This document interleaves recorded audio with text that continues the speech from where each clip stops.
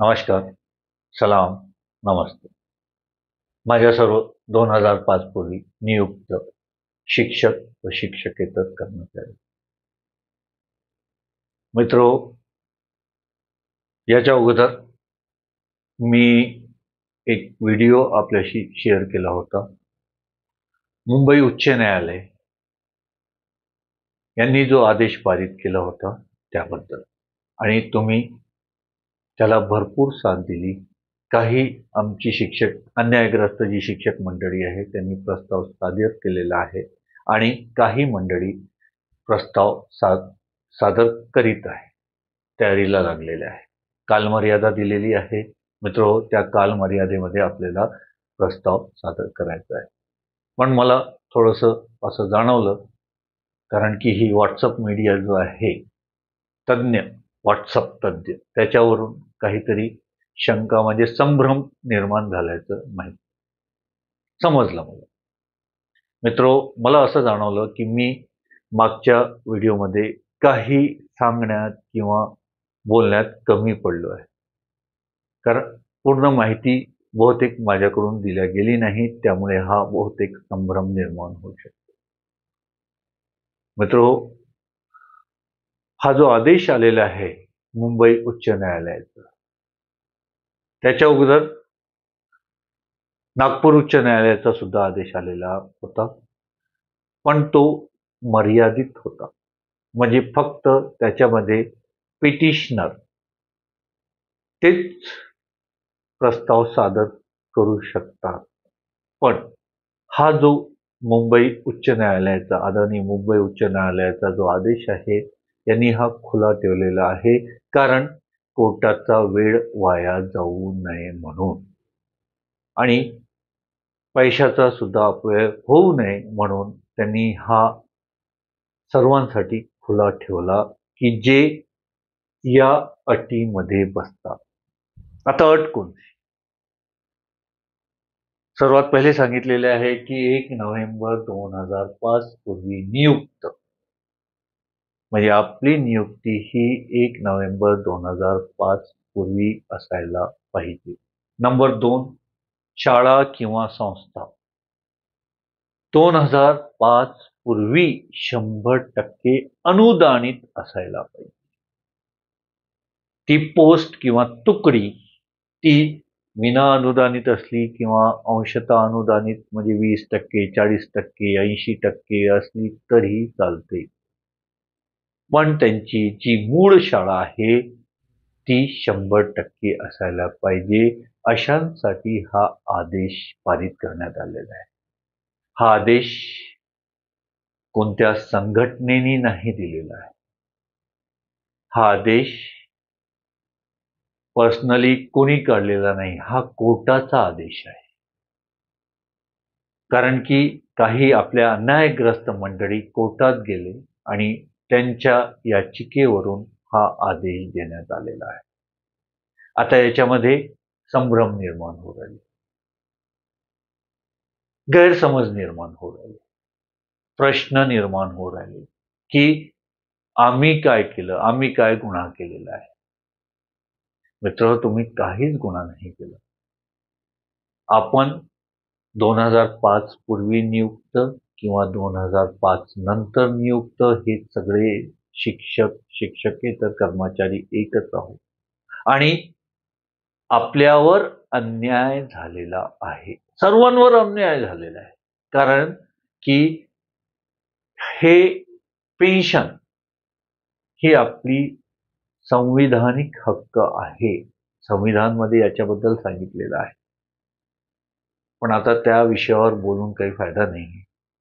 मित्रो, गैरसमज काय झालेला आहे की 2005 पूर्वी नियुक्त ही क्लिअर संकल्पना आहे, याच्यामध्ये काहीच गैरसमज नाही. पण शाळा 100%, म्हणजे मूळ शाळा जर 100% असेल आणि तुमची नियुक्ती ही तुकडीवर, ती विना किंवा अंशतः अनुदानावर असेल, तर अशांसाठी हा कोर्टाचा आदेश आहे. मुद्दा क्रमांक 17 जर तुम्ही वाचत असाल, त्याचा अनुवाद मराठीमध्ये सुद्धा दिलेला आहे. व्हॉट्सअपवर सगळं अवेलेबल आहे, इंग्रजीमध्ये सुद्धा आहे. तज्ज्ञ मंडळी कडून सुद्धा तुम्ही मार्गदर्शन घेऊ शकता. तज्ज्ञ मंडळी भरपूर आहे. व्हॉट्सअप तज्ज्ञ मंडळी नाही म्हणू राहिलो. वकील आहे किंवा आपले काही शिक्षक जे आहे यांचा भरपूर त्याच्यावर अभ्यास आहे. तुम्ही त्यांच्याशी मार्गदर्शन घेऊ शकता. गैरसमज करून घेऊ नका मित्र. हे आपली भांडण जे आहे हे पेन्शनसाठी आहे. 2005 पूर्वी असो किंवा 2005 नंतर ते अंशतः अनुदानित असो किंवा 100% अनुदानित असो, सगळ्यांचा हा लढा आहे आणि आपण सगळ्यांसाठी लढत आहोत. आणि आपल्याला संघटित राहणं अत्यंत महत्त्वाचे आहे, लक्षात ठेवा. संघटित राहणं म्हणजे संघटना, आणि संघटनेचे कार्य काय असते तुम्हाला माहीत आहे. संघटना ही तुमच्या पाठीशी उभी राहते. तुमच्यावर जर अन्याय होत असेल तर संघटना ही तुमच्या पाठीशी उभी राहते. तुमच्यावर अन्याय होऊ देत नाही, तुमच्यासाठी भांडते. आता मी जेव्हा नवीन अपॉइंट झालो तेव्हा ज्युनियर कॉलेजवर विजुक्ता होती, Vidarbha junior college teachers association. मी त्या संघटनेशी जोडलो आणि त्या संघटनेशी वेळोवेळी मला साथ भेटली. भरपूर ज्युनियर कॉलेजचे मुद्दे, काही संघटना जे आहे माध्यमिकचे आहे, काही ज्युनियर कॉलेजचे आहे. या मोठ्या संघटना यांचं एक विशिष्ट उद्देश असतं. हा उद्देश म्हणजे शिक्षकावर अन्याय होऊ द्यायचा नाही. आणि संघटना म्हटली तर ही जी संघटना आहे यांचा एक उद्देश राहत नाही. हे भरपूर प्रश्न राहतात. त्या सर्व प्रश्नांसाठी हे भांडत राहतात. एक प्रश्न घेऊन ही संघटना चालत नाही. पण शिक्षण संघर्ष संघटना ही अस्तित्वात का बरं आली? फक्त आपल्या मुद्द्यासाठी. याची जनक संगीताताई शिंदे, माझी बहीण, झाशीची राणी.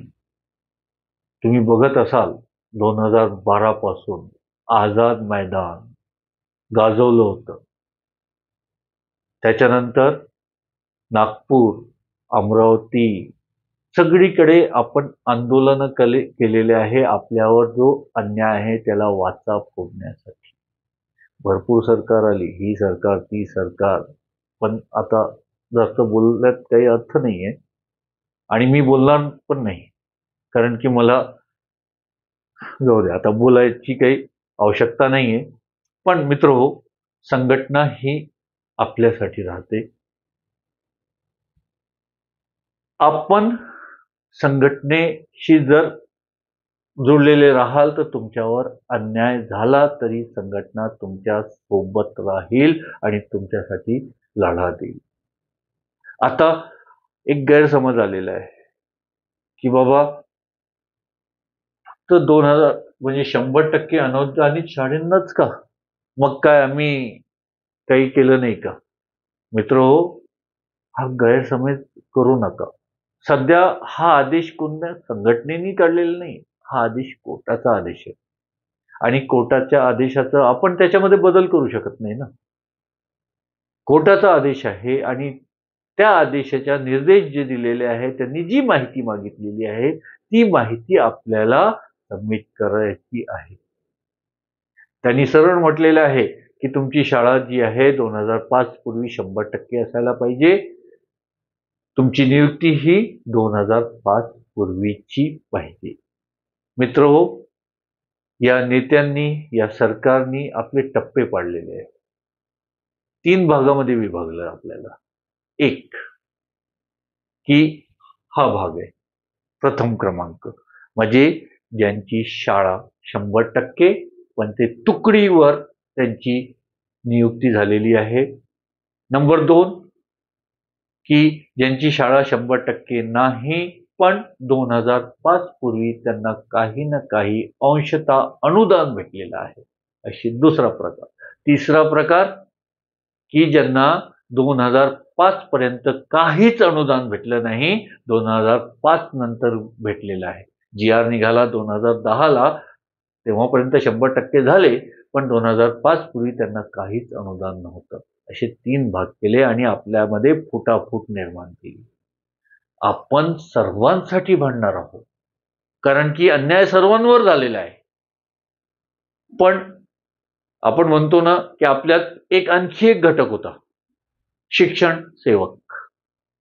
त्याची नियुक्ती 2004 ची, पण तो 2007ला 100% झाला, म्हणजे पूर्ण वेळ झाला. आपल्यासोबत त्यांनी पण कोर्टात टाकलं होतं शिक्षण सेवकांनी.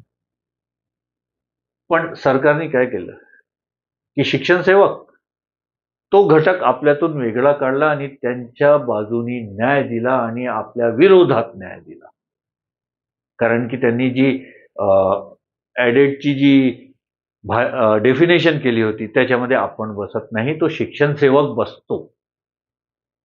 कसं बसतो की यांनी जी परिभाषा केलेली आहे की जे 100% अनुदानित शाळा असतील तिथलाच कर्मचारी हा सरकारी कर्मचारी, तोच आमचा कर्मचारी. त्यामुळे भलेही तो शिक्षण सेवक का असो ना, तो पूर्ण वेळ 2007 नंतर झाला ना, तरी त्याची नियुक्ती ही 2005 पूर्वीची आहे असं म्हटलेलं आहे आणि ती 100% अनुदानित शाळेवर आहे. म्हणून ते केस जिंकले आणि आपले विद्यार्थीच आहे ते, आणि ते पेन्शनाचे लाभार्थी आहे. आपण त्यांना शिकवणारे, आपण लाभार्थी नाही. पण ही खिंड पडलेली आहे. त्याचा सहारा आता ते तज्ञ मंडळी, आता तुम्हाला माहित आहे, त्या खिंडचा सहारा घेऊन आपल्याला हा दुसरा आदेश मिळालेला आहे. जर एखाद्या भिंतीमधून जर आपण वीट काढली तर ती भिंत कशी कमजोर होते, दुसरी वीट काढली आणखी कमजोर होते. अशा विटा निघू राहिल्या मित्रांनो, आणि बिलकुल मला पूर्ण खात्री आहे की ही भिंत आपण तोडू, सर्वांसाठी भांडण करू, आणि त्याच्यासाठी संघटनेसोबत राहणं अत्यंत आवश्यक आहे. आपली शिक्षण संघर्ष संघटना आहे, विजुक्ता आहे, हे सर्व आपल्यासाठी प्रयत्न करू राहिले. इथले पदाधिकारी जे आहे, इथले अध्यक्ष आहे, सर्व आपल्यासाठी प्रयत्न करू राहिले. आता ही तर संघटना जी आहे आपली, याचा जन्मच याच्यासाठी झालेला आहे की आपल्याला पेन्शन मिळवून द्यायसाठी, आणि ते कंटिन्यू. आता त्याच्यामध्ये काही गैरसमज सुद्धा झालेले आहे किंवा जे 100% नाही ते पण प्रस्ताव टाकत आहे, विचारतात.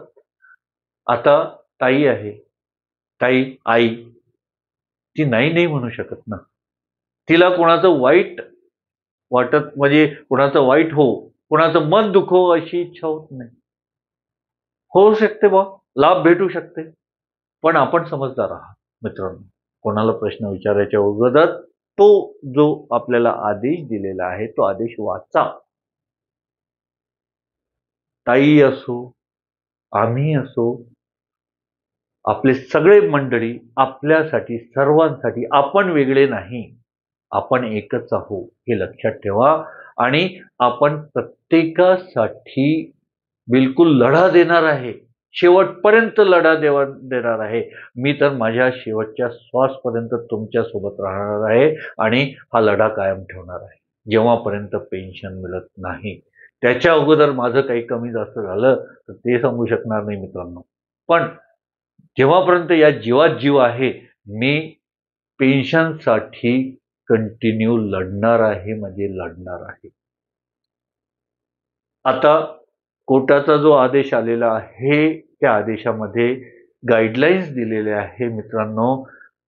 गैरसमज करून घेऊ नका, कोणाला वाईट बोलू नका. जे आदेश दिलेले आहेत त्या आदेशानुसार तुम्ही प्रस्ताव सादर करा. कारण की कसं आहे, तुम्ही माझ्याकडे आले, मी म्हणेल कशाला मन दुखवता, कर बाबा तू पण सादर करून दे. पण मित्र हो, आपण समजदार आहात,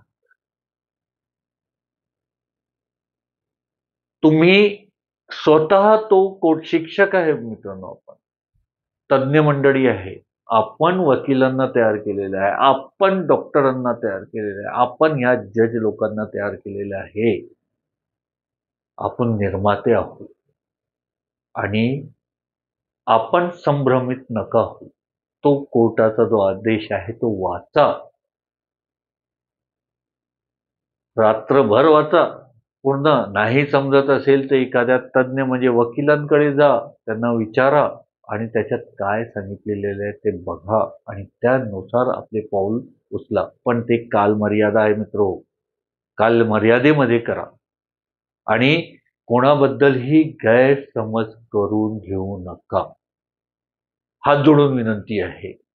कारण की आपण सर्वांसाठी लढणार आहोत.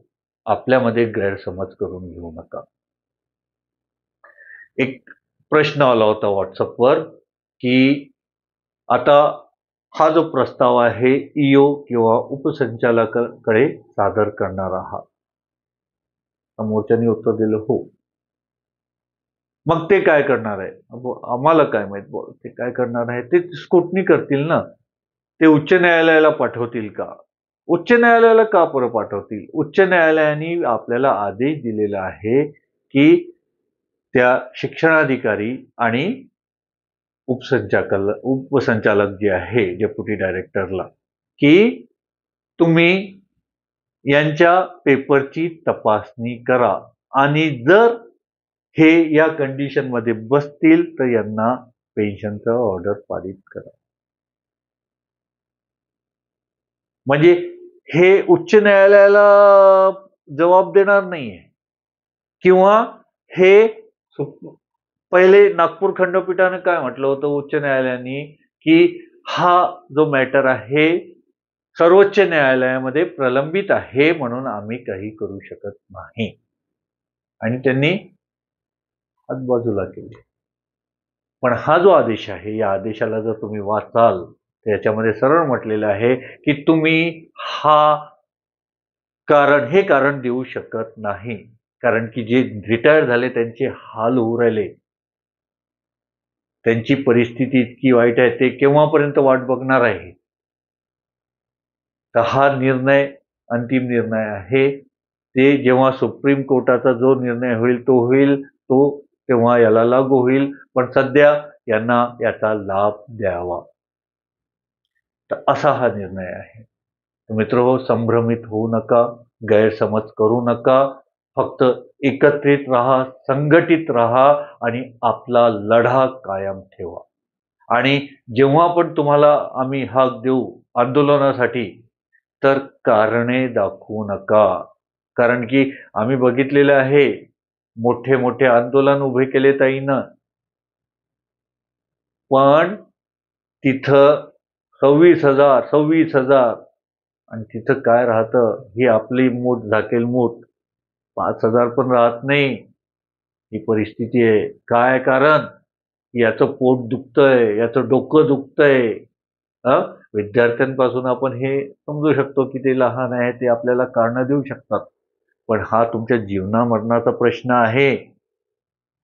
मित्रो, आता तुम्ही 1 लाख 1.5 लाख पगार घेता, खूप आनंदी आहे. बिलकुल एन्जॉय करा, ऐश करा. पण जेव्हा शेवटच्या दिवशी तुम्हाला पगार 0 होईल ना, तेव्हा तुम्हाला संघटना आठवेल की आपण का बरं इथं आलो नाही, का बरं आंदोलनात आलो नाही. कारण की कसं राहतं की मी एकटा नाही गेलो तर काय होणार आहे? सर्वच असं जर विचार केलं तर काय संघटना चालणार आहे? माझा जो इथं अस्तित्व आहे तो संघटनेसाठी असायला पाहिजे. तुम्हाला एक गोष्ट माहित आहे की कुठंतरी आग लागली, एक चिमणी ते आग विझवण्यासाठी आपल्या चोचीमध्ये पाणी नेऊन टाकत होती. कावळ्याने विचारलं, तुझ्या या इतक्याशा पाण्याने काय होणार आहे? तर त्या चिमणीचं जे उत्तर होतं की भविष्यात जर माझं नाव निघालं तर मी आग लावणाऱ्यात राहणार नाही, आग विझवणाऱ्यात माझं नाव राहील. मित्रहो, तर आग विझवण्याचं काम करा, आग लावायचं काम करू नका, संभ्रम पसरवू नका, गैरसमज पसरवू नका आणि संघटित राहा. धन्यवाद.